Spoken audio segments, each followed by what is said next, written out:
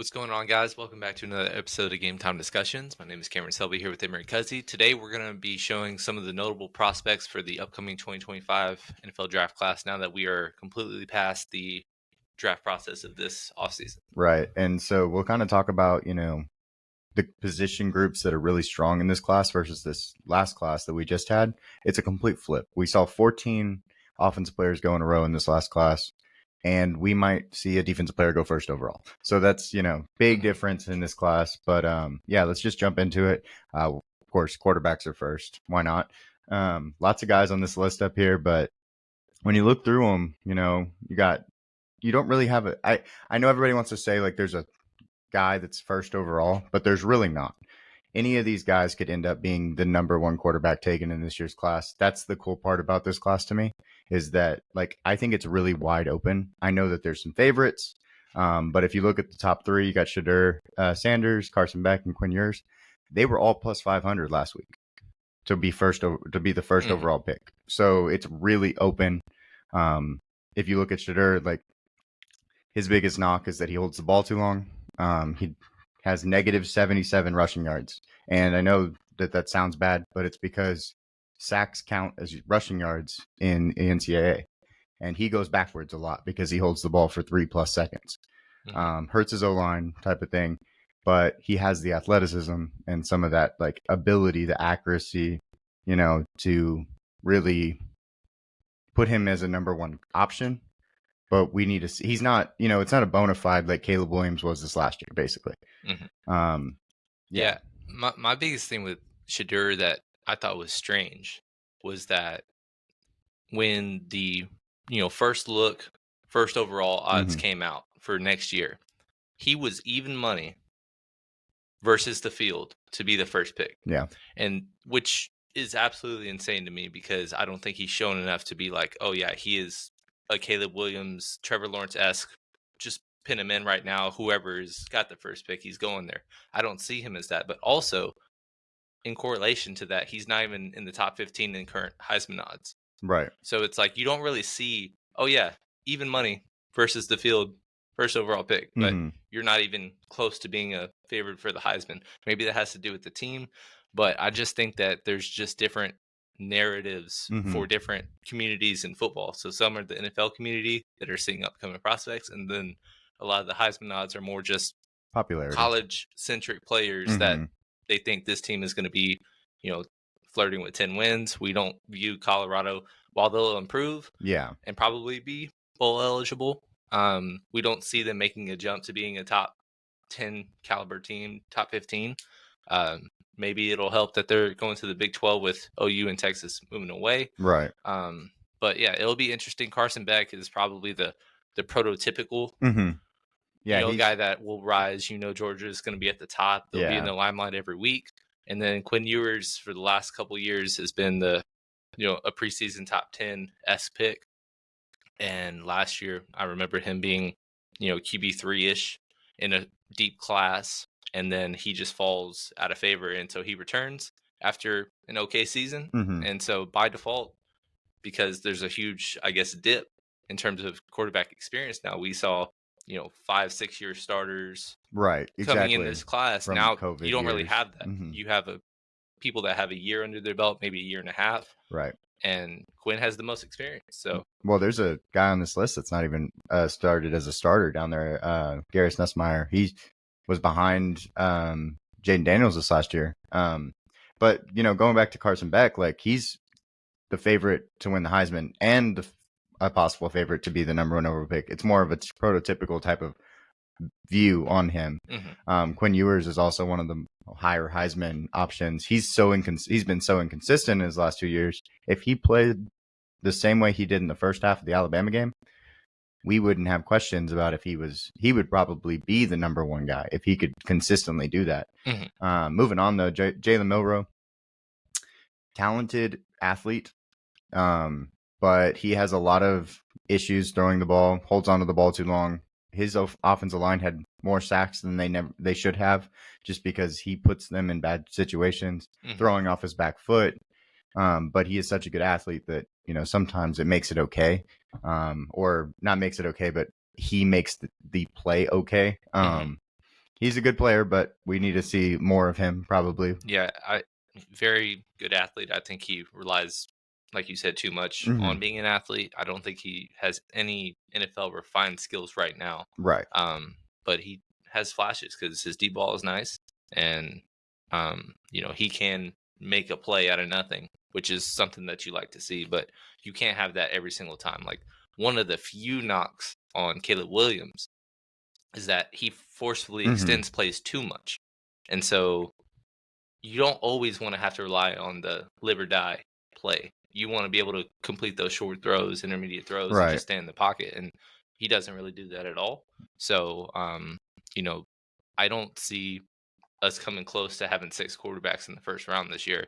Probably 2 to 3, but it'll also depend on the quarterback situations a year from now. Because right now you can project the Giants or the Raiders because they didn't select one that they're going to pick one, but somebody could go down with injury, somebody could get traded. Right.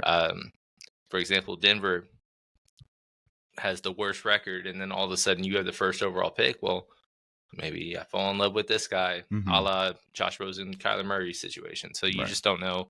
But yeah, there's not a ton of first round talent, but there's wide open to claim those 2 or 3 spots. Well, I think, there's probably going to be 2 or 3, and then there might be a 4th that, you try to get the 5th year on. Guys like Jalen Milroe, who's a good athlete, Cam Ward, who's a guy a little bit lower, who's a good athlete also, but isn't refined. There's a couple of dark horses that we'll talk about in a minute, but one of those guys that aren't on this list. And then, so moving to Jackson Dart, he is so much fun to watch. That dude is a gunslinger. You think of gunslingers like Brett Favre and like that. Yes, he chunks the ball. He just puts everything into it. He's fun to watch because of that. And he's an opportunity because he has, the natural athleticism and somewhat of a good pocket presence. He has some mechanical issues, of course, that he needs to work on, but he will chunk it. And he could come out this year, and they got better on defense in Mississippi. They have a really good receiver, and he could come out and be one of the guys that pushes himself up draft boards based on how he plays this season. He had a good season last year. Losing Quinshon Judkins hurts Mississippi's offense altogether, but this is the guy that will just put his everything into everything. He's going to go work hard, and he's going to try to chunk the ball 70 yards in the air. So. Yeah, and we've seen a lot of NFL caliber receivers coming at Ole Miss out of nowhere as well. So who's to say that somebody like him can help propel that? Yeah. But yeah, they're going to be very good in the SEC. Connor Weigman is a guy that has a lot of talent. He's just been dealing with a couple injuries, so we haven't seen a full year of him in the situation. Then also A&M has kind of underwhelmed for 3 or 4 years now, so they're not as much in the limelight in the, I guess, polarizing conference in college football. And then also Riley Leonard, transferring over to Notre Dame. He's a really, really good college football player. Right. But you just don't know, again, if it translates. The Duke offense didn't really help him. Going back to Connor Weigman, he's going to be the prototypical, body everything you want kind of player. And he can make those throws. He's not going to be the super athlete that can get out of the pocket. He's going to be like a game manager type of player in the next level. But Riley Leonard going to Notre Dame might be one of the best moves, because he goes from an offense where he had 3 passing touchdowns all year, and 3 interceptions because of the style. I mean, he ran the ball. He had 58 carries last year. He was basically the big back almost for them. So just wanting to see what he transitions into going to Notre Dame and being able to actually be in more of a passing offense rather than just they literally had design runs for Riley Leonard, which is, this guy's a possible first round pick at quarterback, but he's running the ball for you. Probably not the best recipe for success. But at Notre Dame, they run a pro-style offense. They're going to run a lot of play action. Riley's going to fit right in, and I think that's a really good fit for him, and hopefully it'll propel his draft stock even more. So, Cam Ward, it's we have the narrative that he might be the next Jaden Daniels-esque type of player, because he goes from, he probably, if he stayed in this draft, would have gone 5th round. And instead he goes back and transfers to Miami from Washington State. Opportunity to improve that draft stock. And he is one of the top 10 Heisman odds. So giving him the opportunity to go to Miami, top 10 Heisman odds, sounds very Jaden Daniels like. So we will see. I think he could sneak in as one of the more athletic back end first round quarterbacks. So absolutely. And then especially, the Miami brand, another, perennial college program that just has struggled. I'm pretty sure they'll start the year in the top 20 in terms of overall top 25 rankings. And if you stay there or even improve, then that's just only going to help your draft stock, because ACC, I don't think it'll be as bad as it was last year, but it's still, to me, the worst of the big four now. With the Pac-12 dissolving. So there's opportunity to grasp it, and a lot of quarterbacks left the ACC. Yep. So we'll just kind of see what happens with him. And then you said Garrett Nussmeier, no starts, and so now he's just kind of gonna inherit a top 10 program, and he's gonna try to keep it that way. He had one start this last year. One. Yeah. He has a very quick release. He's that kind of like taller guy, but he had one game, 31 for 45, 395 yards, 3 touchdowns, 1 interception, and that was against Wisconsin. Very solid stat line across the board. He's just very interesting because I think that, we need to talk about some of these guys that are going to be stepping into bigger shoes, and he is one of the players that has already kind of seen the limelight and also has produced in that one moment that he got the opportunity to be in. So I think he's an interesting guy to just kind of hit on, because we don't know with him, but he's probably the best chance to randomly jump way up. But now we got some dark horse quarterbacks. These guys are honestly, like, I watched the film and I thought about like who could be this like dark horse guy that could just jump into the top 10 or top 3, top 4 guys. And both of these guys really stood out because the guy on the left, Drew Allar, he does not turn the ball over. He has 25 touchdowns, 2 interceptions. He's 6'5", 245. He is the like old school, big quarterback that you get back there, can see over the line and can, basically make every throw short, intermediate, and deep. Penn State does not give him any help, though. They are not a fun offense to watch. They are hard to, get behind. And so right now he kind of falls into that portion of it where he's just not able to show off almost and like get those plays where like the Heisman highlights and that kind of stuff. But he was really good last year. Like I said, he had 25 touchdowns and 2 interceptions. So yeah, and with all these guys, we don't believe that they will all declare. A lot of them, obviously, if you're the 7th or 8th best quarterback and you're going to be a 5th round pick, it's probably best to return to school to try to be one of the best. And he's probably a big candidate of, coming back. Right. If he doesn't rise high enough. But Penn State's going to be really good. The only thing is just he's not going to put up the numbers. So you're just going to rely on, projection and size translating. But, he has it. He has all of the projection, all the things you cannot teach those types of traits. That just like, you're going to look at the guy on the right. He's 5'11", 6 foot. That's like a huge difference when you're like talking what style of quarterback you want in the NFL too.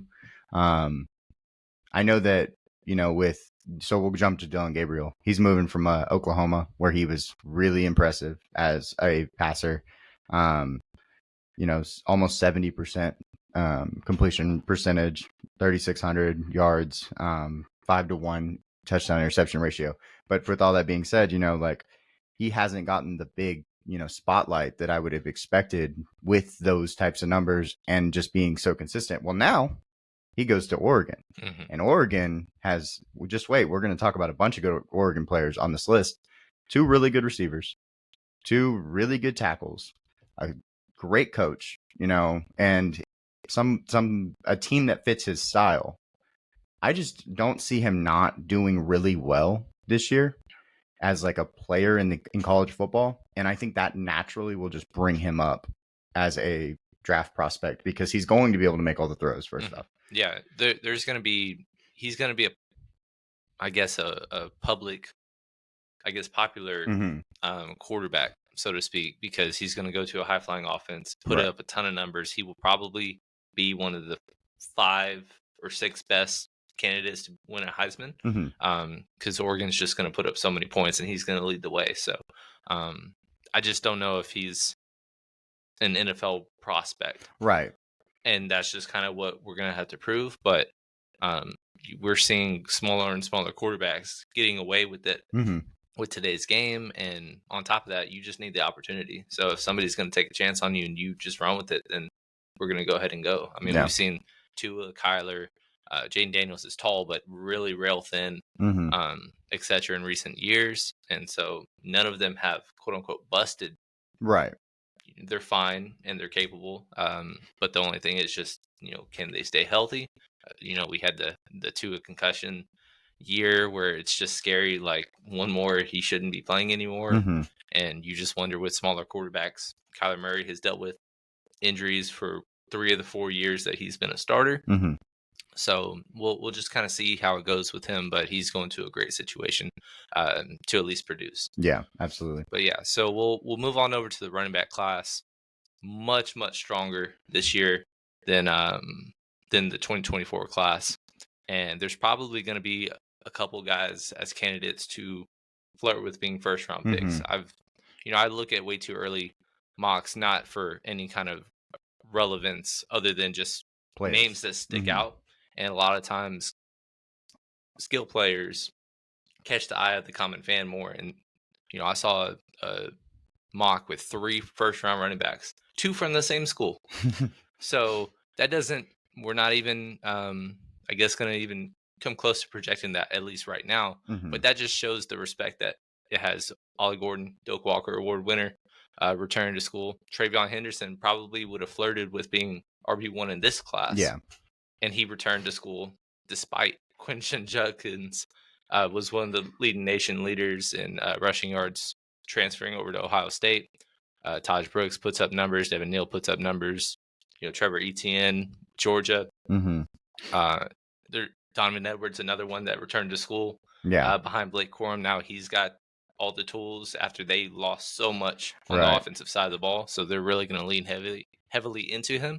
So yeah, it's an exciting class for sure. Yeah, and there's a lot of really different styles in this class. Like you have Ollie Gordon, who's 6'1", 211, gonna kind of try to be the bulldozer. He's really good at everything. That's kind of the cool part about him, is like he's not great necessarily at anything, but he's good at everything. He can. He's kind of receptions, all of it though. Go ahead. No, you're good. Just in terms of that, maybe he's a little taller. Yeah. But Melvin Gordon coming in, he was a first round pick, obviously, 10 years ago at this point. But he didn't have top end speed, but he just was really good at making guys miss and just not getting caught despite. Right. Yeah. Doesn't look like he's got breakaway Jamal Charles like speed, but he didn't get caught from behind. Yeah, Ollie's a long strider, and like it slowly picks up, and he starts getting faster. Quinshon is like your typical, what we're looking at these days, like the Breece Hall-esque type of player, where he can catch the ball. He's really good at receiving. He's really good at running. He probably fits an outside zone scheme. If you look at Breece Hall, like everything that he's doing in the NFL, that's the style of player you should look at with Judkins. And I think that now going to Ohio State, now you have a 1-2 punch. He gets to be a little bit more free as a player. TreVeyon Henderson will be the, bigger back. He'll be the one that runs, inside the tackles more. I don't think that, I think Judkins will actually be the second back, but it'll help him be so much more efficient as a player. This last year, he was not very efficient. He only had 4.3 yards per attempt. And that has a lot to do with the fact that he was just being handed the ball every play. Everybody knew what was coming from Ole Miss. They were going to try to get the ball to him, and then they were going to try to throw it deep. And that was it. So those two guys are really good. Omarion Hampton, he's the best ACC running back coming back. He's just a ball of muscle. Kind of reminds me of, they used to have a running back, Javonte, back in the day and a few years back. And that's kind of what I think of when I think of Omarion Hampton. He has that like bigger bowling ball, but not like tall, just like stout bowling ball style. And he's going to be good. Trevor Etienne, he can be a receiver. He's going to Georgia from Florida. I think he'll be more productive there. At Florida, he wasn't actually that productive, but that has a lot to do with the fact that they just didn't give him the ball. They were using him in weird ways, in my opinion. Well, I mean, we saw somebody like Dameon Pierce come into the NFL as a mid-round pick that didn't have over, I thought it was 700 yards in a season. And then immediately comes in and we're just like, we don't know if, and then all of a sudden he's like every touch. High-end RB2 as a rookie, and then falls off, coming out of favor, with their offense this year. Besides the point. But yeah, Florida in recent years just doesn't really, bell cow it. It's weird. And Georgia is kind of the opposite. They really lean into the run game, and they've had some guys graduate and move on to the NFL, and he's really the true notable name. Yeah. So, and then on top of Ladd McConkey, Brock Bowers leaving, you gotta. There's some holes, and we gotta find people for it. And then at the same time, we've known Georgia. They won their 2 national championships, leaning heavily into the defense, and then in the last 2 seasons, it's kind of more offensively or, I guess, based. And so, there's a lot of chance for him to put up some numbers. I think they're going to change a little bit from what they have been doing too, because like when you think about it, they had some, Darnell Washington, they had Brock Bowers, bigger, good blocking type of tight ends. They have another one of those. Don't worry. They've just but they don't have 2 of them this time.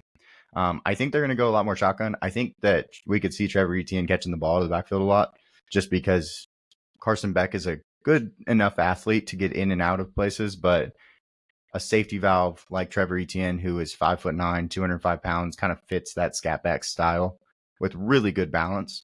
I think he could be, in favor of 30, 40 plus catches. But yeah, so moving over to Jaydn Ott, he's like your big time one cut player. I mean, he's, as soon as he sees the hole, he's running through it downhill as fast and hard as he can, which is hard to tackle when you're, he's 6 foot 200, but he looks bigger on film. He's, runs behind his pads type of guy. So he's going to be a fun player. He could move up. Devin Neal out of Kansas. He's just explosive. Like his quickness is crazy. I don't know that he's actually that fast. I just think his lateral quickness is just insane. He's just an exciting player to watch. So he could be like we see 1Bs come out of draft classes a lot. This is more of a 1B type of player. You got Taj Brooks. Dude he just got the ball every play. We went to the Texas Tech UT game, and I swear they just wanted to give him the ball as much as they could. He had 1,500 plus yards. He's from down the street out of Manor. So I've actually, it's kind of cool to see him going and doing good things. But yeah, he's not even that big either. He's just very well-rounded back. Doesn't catch the ball to the backfield. I think that's more of the Texas Tech style rather than his style. But when he runs the ball, he runs it hard, and he's coming for you. Right. So. Yeah, and then obviously, last but not least, Donovan Edwards. He's probably your most well-known of these guys, if you just kind of nonchalantly follow college football, because he was the guy that broke away in the Michigan yards or something. Yeah, in the national championship game. It wasn't Blake Corum that they rode, all season. It was Donovan Edwards that had those breakaway plays. That's kind of been the mold of him. When Blake Corum went down in 2022 and he missed, I believe, the rest of the year, the last game of the year, Big Ten championship and college football playoff, and Donovan Edwards just took the ball and ran with it, and over 200 yards against Ohio State, right? Just killed it. And like I said, they're losing so much on the offensive side of the ball: quarterback, running back, receiver. Colson Loveland, the tight end that we'll be talking about, he's returning, but it's just there's not a ton. Yeah, that's it. Basically, he's going to be another guy that will just Yeah, they returned a lot more on their defense, but on their offense, it's like there's a lot of holes that they're going to have to find and fill. So, but yeah, so the dark horse is probably my favorite running back in this class, and that's kind of weird to say because like you have the other 4 that are possible first rounders. Well, Ashton Jeanty, he could find his way into the first round if like a team really likes. I mean, no one knows his name, but he was so impressive this year. Let me get the stats because he's way up here. 6.1 yards per attempt, 1,347 yards, 14 touchdowns. But this is what's really good about him: 43 receptions for 569 yards and 5 touchdowns. This all around put together back. And you can see on the screen, he's just an athlete too. He's got a really good center of gravity, and he's just so explosive when it's in the open field. He's just so much fun to watch. He really is. If you put a Boise State game on, you're not going to be bored. And normally you don't really think of Boise State as explosive and fun, but if you put the game on, there he is. That guy is fun to watch. So very cool. Yep. So yeah, we'll move on. Wide receivers. Wide receiver class. We've kind of touched on in a previous video, but last 2 drafts of having 15, 20 guys being day 1, day 2 picks. It's not really that way. There's not, and then on top of that, the top 10 caliber receiver. Not really seeing that. There's a couple guys that you're not going to have a draft ever at this point void of first round wide receivers. Right. But so by default, there's going to be a few that wiggle their way in at some point. It just depends on how high. But yeah, it's definitely a step down in comparison to the last couple of seasons. Yeah. So starting off, Luther Burton III, 5-star coming out of high school, hadn't really done anything until this last year, and this year, I mean, he's such a cool guy because like he's explosive. Just like when he gets the ball, he's gonna just like explode. But like he's a good route runner. He can run all the routes. He plays in the slot. He plays out wide. He's kind of just a do-it-all type of receiver. He gets fly sweeps. He's just kind of their Swiss Army knife in their offense. And with the ball in his hands, I mean he's a running back. So he's a pretty sweet player. Like I said, he runs all the routes. He just needs to be more consistent against good teams. Against bad teams, oh yeah, he'll get 200 yards, no problem. Against good teams, you saw when he was playing ranked teams that fall off based on just stats alone. I mean, in game, of course, like yes, he's doing things, but like you want to see him find a way to get the ball. You want to see like them try to get him the ball because he is so explosive and has done so well for them. And he just didn't do that in those games. Tetaroa McMillan, he's Jalen McMillan's older brother, or younger brother, I'm sorry.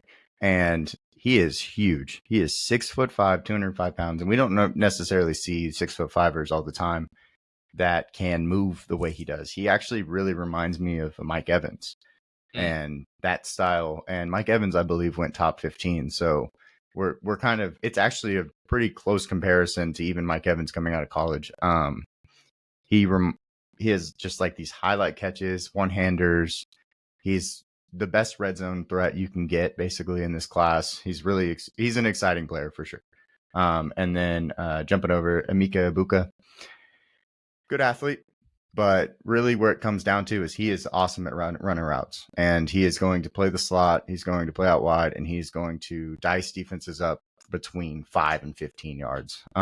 I've seen a lot of really good film on him just, getting open against zone, running away from a man coverage corner while he's going across the field, things like that. He's pretty solid at just making the plays when they need to be made, Yeah, I remember early on in his freshman season because he did, despite the massive depth that Ohio State has had in first-round talent at the position, he played and played well. And then I remember you saying, like, this is the next guy. And last year, as a preseason projection, he was a first-round pick despite Marvin Harrison being there. Right.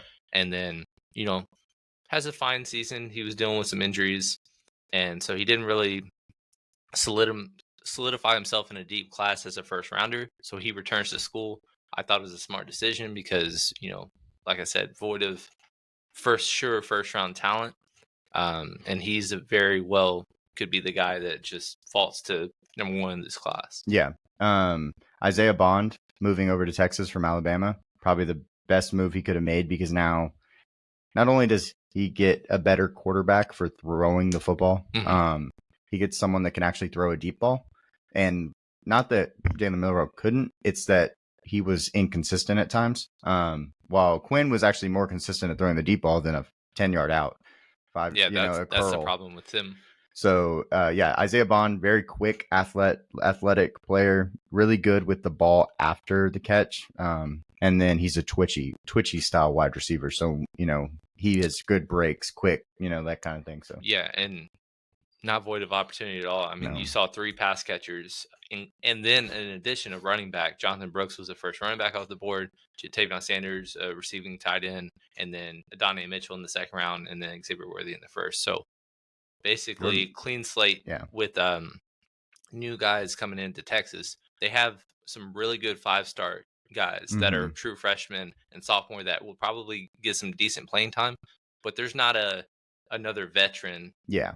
Upperclassman coming in. So he's that guy, and he had a really, really strong spring game as well. So I think he'll probably be, a candidate to have, a 1,200 yard type of season for sure. So Evan Stewart moving to Oregon.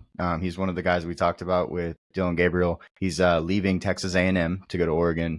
He got injured this last year, missed a bunch of games, but he's been electric basically for them this whole time he's been there, since his freshman season. He has a smaller frame, but he's really good at getting off of press coverage. He's really good at, his release packages and things like that. Things that, you don't expect so much with a guy that is younger for the class in general. And then he's fast. Man, he's fast. Yeah, he was a part of the, their historic 2022 recruiting class, right? So, just kind of has had a okay start in terms of production, consistent production, whether that be injury, and then also A&M, was at times playing with their 4th-string quarterback, injuries and play and stuff like that. So again, going to a high volume offense. Troy Franklin leaving. There's opportunity to, again, like you said, 1,200 plus yard season is all there for him. And so former 5-star recruit, he should be. And they had two 1,200 plus yard receivers last year, and they're getting a quarterback that, was able to throw for almost 4,000 yards. So he's got a big opportunity there. Torrey Horton out of Colorado State. He's just a really long, lanky, slippery is the best. I like that. Like, for him, that's the best term, slippery. Like, he gets out of things. He's, quick to the punch and stuff. And he's hard to tackle, and he's a fun player. I mean, he's got really great hands too. That's something that, you can't overlook with him. And then Xavier Restrepo, he's out of Miami. He's going to get a new quarterback in Cam Ward, and he's the slot guy in this class. We talk about a lot of guys, but he's the one that truly plays in the slot. He played almost all of his snaps out of the slot, and we're going to see him, he does all the things that you expect. Good route runner, quick feet, in and out of breaks, things like that, good hands. And he's basically the guy that gets down and dirty for them in Miami. So, and then 2 dark horses, Trey Harris. I had a really hard time picking the dark horses in this class. I think there's a bunch of really good ones, but Trey Harris, really big bodied receiver. And we were talking about my Mississippi receivers earlier. This is the next guy, similar to the old ones, AJ Brown, DK Metcalf, big body, really athletic, swole guy. And he kind of fits that mold that they've already created there. And he's almost like a tight end to me, when he's much more athletic, but like his post up type of game, his deep balls, he's always open type of game. And so he's going to be a fun player. And then there's your other 1,200 plus yard receiver from Oregon, and Tez Johnson. That guy is 5'10", 160 pounds, and he had 1,182 yards. Sorry, not 1,200. My bad. But he's been very good. Yeah. Remember how we talked about Hammy last time about over the hedge? This is this year's Hammy. He feels that type of like quick in and out, just scat, super speedy, moves his feet really fast, might not be going anywhere type of guy. So that's him right there. So yeah. And then gotcha. Tight ends. I'll let you take it off. Yeah, so again, Colston Loveland is probably the consensus number one in this class. Very solid, security blanket for JJ McCarthy this past season. Obviously, they didn't really have a ton of high volume pass catchers because they're just so run heavy base, but he is very good in the run game and as well as being a, third down, just move the chains, get open. Yeah. So Mitchell Evans, bigger, 6'5", 251. Not necessarily a receiving tight end. Notre Dame didn't throw to their tight ends that much last year, but with him, and he only played 7 games, but he's just a really cool like blocker / outlet type of guy, and I think that he's going to go higher than I think he's projected right now because of how important tight end is. He kind of reminds me of like a Sam Laporta's body style. He doesn't necessarily run routes as quickly and as fluidly as Sam Laporta does, but he's got that style, so he could improve into that. Then you go to Luke Lachey out of Iowa. He was better than Eric All last year. Eric All got drafted in this draft, but Luke Lachey was the guy that was really exciting to them, and he got injured and didn't go into the draft because of it. But I think that, strong hands, solid blocker, another Iowa tight end. So yeah, that's what I was about to say is you don't even have to go in depth. You just have to say Luke Lachey, Iowa. Yeah, for sure. I mean, Dallas Clark, George Kittle, TJ Hockenson, and Noah Fant in the same draft going in the first round. And then most recently, Sam Laporta. They just churn out NFL tight ends like it's butter. And, just trust the process and the school that he has. The only issue is just he's not going to put up the best numbers. I mean, we saw the over-under prop for Iowa in the Big Ten championship was scoring 6 points. Yeah. So obviously you don't expect it to be that bad again, but you can't just rely on, this guy flirting with 1,000 receiving yards. That's not something to expect at this position and with him especially. But yeah, it's. Yeah, in his 2 games, he had 10 receptions for 131 yards, which is actually really good for Iowa for sure. Eric All from last year, I was a little worried not putting him in our top 5 just because he's from Iowa. It's like, ooh, should I move him up? I mean, but and then we go to Bryson Nesbitt from North Carolina. He's a more slender guy. He's going to be your slot receiver type of player. He's not going to be, an inline blocker. So he's going to stand up. He's going to catch the ball. He's your red zone threat type of player. He was a safety blanket for Drake May last year. I don't know that he'll move up because his quarterback play will decrease. So I think that this is probably around where he'll be in the rankings. We're missing one guy, but yeah, so he'll be in the 5 range. And then Caden Prieskorn from Mississippi. He is a name that is being thrown around, but I'm not there yet. I'm going to need to see him play better. That's kind of where I'm at with him. He only played 8 games, 30 receptions, 449. But he's just a slot tight end that he's actually big, 6'5", 255, but he doesn't block. He's not an inline guy. They just don't do it at Mississippi.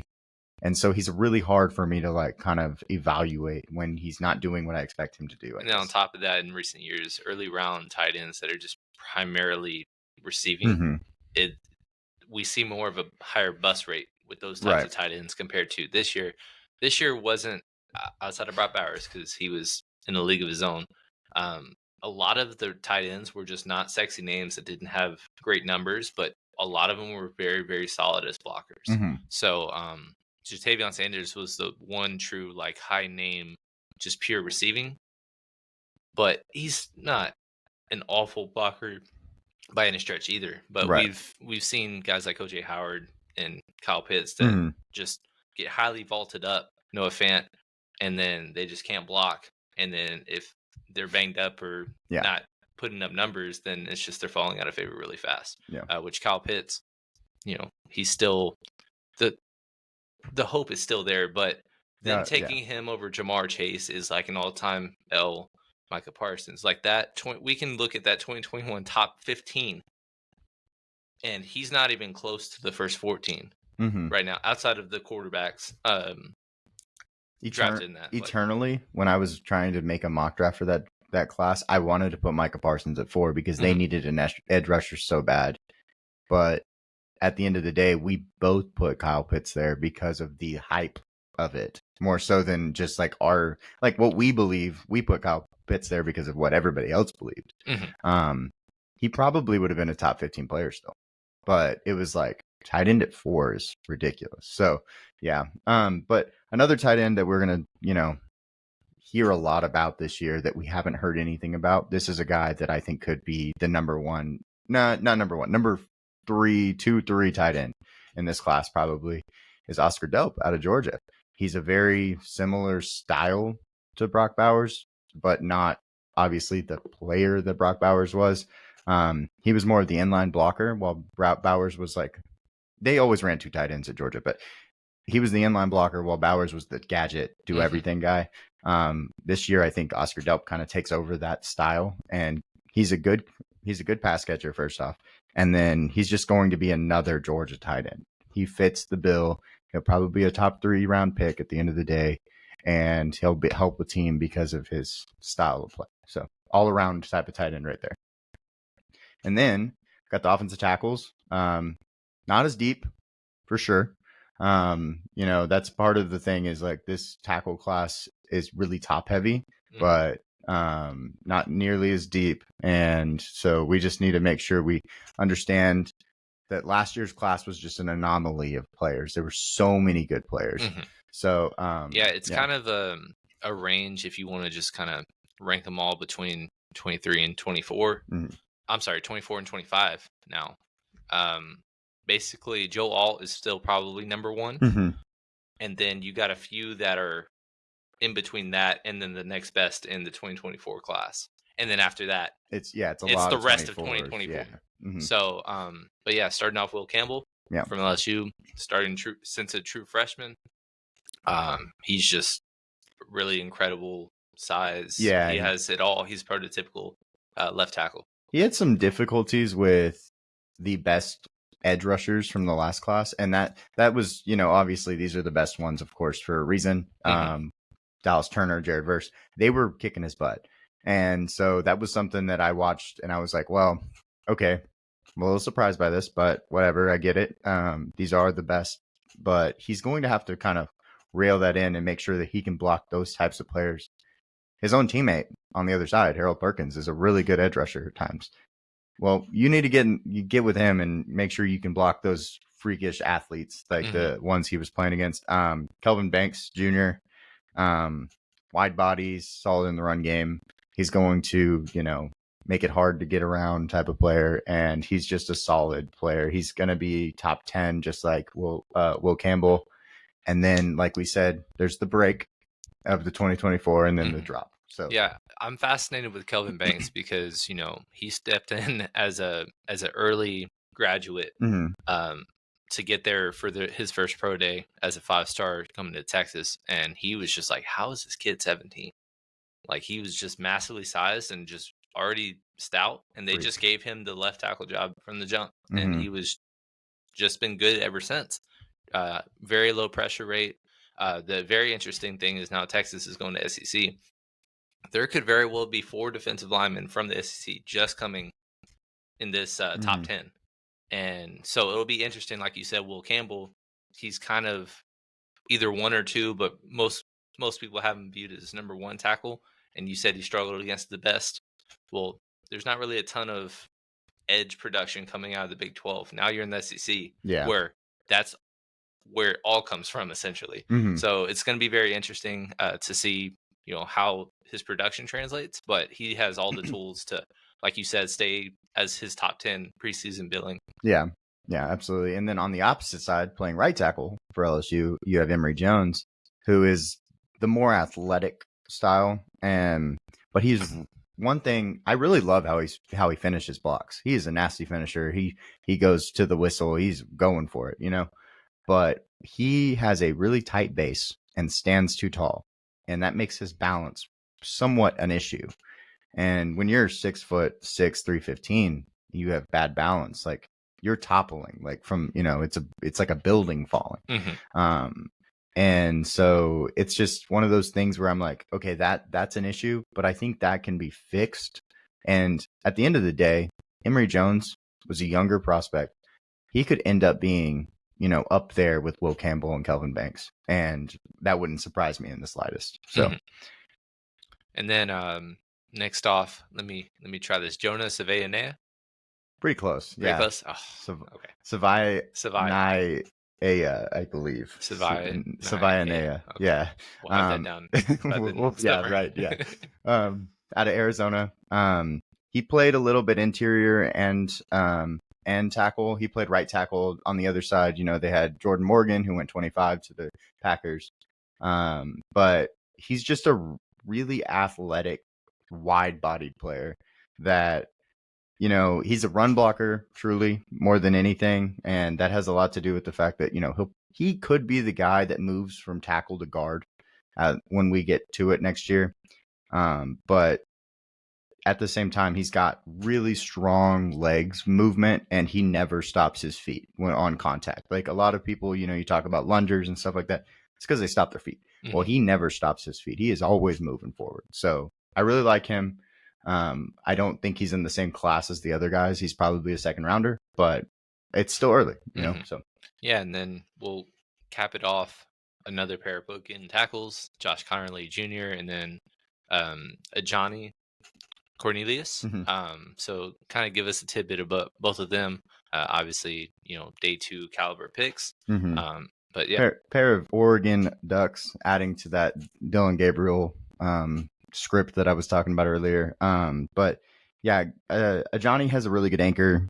He's one of the better pass pro players, and he's going to be that style of player. He's a little bit skinnier, and that allows him to be a little more fleet-footed and stuff like that. But they passed the ball the whole game, so it couldn't be a bad thing. They both could benefit from the fact that Oregon throws the ball so quickly. When you had Bo Nix chunking the ball like in 2 seconds every play, it really helps. And then Josh Connerly, he powerful run blocker. So you have a pass blocker and you have a run blocker on this offense, but he lunges a little bit and misses at times. That's a concern. Stopping your feet that we talked about a little while ago. But yeah, that's kind of the tidbit. I mean, they're both good players. They have a lot of room to improve, though. Both of them do. So, and then we got Josh Simmons out of Ohio State as our dark horse. He is just epic. Like, I mean, I believe he was a 5-star athlete. His feet are so quick for his position, first off, and second off, he is a nasty player. He is there to finish you.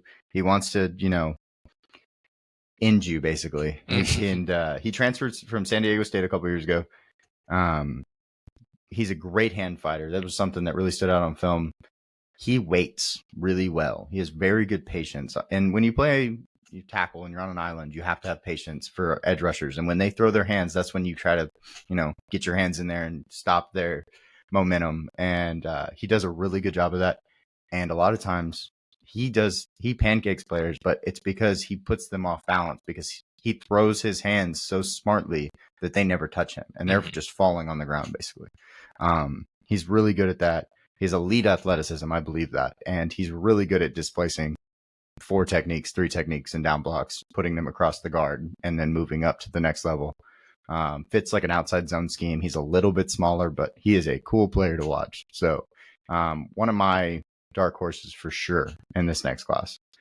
Gotcha. Yeah. So we'll jump over to the interior linemen. We'll start with Tyler Booker out of Alabama. Give us a little bit about him. 6'5", probably plays at 350 on average. I don't think it says 335, but he's big. He's a big dude. He's a physical monster. But of course, when you're that big, it's hard to move. And he misses on pass pro at times. When he's one-on-one on pass pro, there are times he misses. Gave up a couple sacks this last year. But he can play left guard, right guard. And he's a really good climber because he's so wide. It's if you run one way and he's climbing, it's really hard to get around him, obviously. And so that's really he's a very exciting player because he has another year to grow. So yeah. And then Donovan Jackson, I actually really liked him. He's a very athletic mover. You know, you think Ohio State, they got a couple guys that can really move. Outside zone schemes. Quinshon Judkins can get behind him and get going outside. He's going to be on the same side as Josh Simmons, and yeah, both of them just climb, move. I mean, fun to watch. Pull. They're going to try to take your head off. It's going to be a fun line to watch for sure. And then jumping over Clay Webb out of Jacksonville State, he actually transferred from Georgia 2 years ago to go to Jacksonville State. And he just, you know, power, explosion. He's a little got shorter arms, not as like physically built as some of these other guys, but he's also the highest PFF rated guy on this list. He's third interior offensive lineman out of all interior offensive linemen this last year. He really helped set Jacksonville State offense go. So yeah. And then the big guy, Ernest Green, the third out of Georgia. He is the starting left tackle, and he's on the interior offensive line list. Mm-hmm. And that has a lot to do with the fact that he's 6'4", 320, and he's not as capable as a pass blocker, but he is a really good run blocker. You know, Georgia, they like doing that kind of stuff, but right. You know, he doesn't have the same ability as a pass blocker, and that's going to hurt him. And that's why I think he has to kind of move inside. And, but when he moves inside, I'm excited about that, you know, and I think at the next, when they draft, he'll have to be considered a guard most likely. So, but yeah. Yeah. And then our dark horse, his teammate, Tate Ratledge. Yeah. From Georgia. Again, like you said, highly prioritized run game at Georgia, and you know, nasty, very nasty. Yeah, that's what I think of when I think of Tate. He's just nasty player. Wears 69, gets after it. Gonna climb, gonna try to, you know, he has a lot of highlights of him just taking out linebackers. He has super strong hands, so when a guy comes, he will hit them with one hand and it'll stop them. It's pretty like crazy. He was a 4-star recruit, but he is going to be possibly the top, if not the second, guard center taken, interior offensive lineman taken. So yeah, he's going to be a fun player for sure. So bam. Yeah. So that wraps up our offensive players in the 2025 draft. We appreciate you guys sticking with us. Please like, comment, subscribe. Do all the good stuff to keep this community growing like we have been. We appreciate it every single time y'all click in, comment, and we just kind of want to ask a little bit more. Keep on interacting with us. We're, you know, getting 3 months in, and we're just, you know, it's the tip of the iceberg with what we're trying to do with this. Yeah, we're about to, you know, go into best ball, fantasy, and all these things. Like Cam said, please comment. I love reading comments, even when y'all don't like what I have to say. It's fine, because I want to see like how I can get better, of course. And disagreeing is like, we all have opinions, you know, and we want to we put our opinions out publicly. We want to see what y'all think, because we might not have the same intel as everybody, and that's kind of the trick to this whole thing, is like understanding and knowing every little in and out of, you know, each team. Like there's 300 teams in college football, so we can't know everything, but we really appreciate y'all being with us, and we hope y'all come and see the next episode. Yeah, we'll be having that defensive 2025 prospects coming out as well. Please go check that out. This might be one of our last college videos for some time. As we get into fantasy best ball. That's probably going to take up most of the summertime, and then we'll get into some predictions, and then just kind of be going as much as we can as the NFL season kind of creeps up, because we're basically the halfway point between when the Super Bowl ended and when the season's starting. We're basically there, and it's coming by fast. So we got a lot to cover, a lot to do, and then you got a lot to watch. So yeah, and best ball's already open on multiple sites, so it's time to get after that too. So yeah, y'all take care.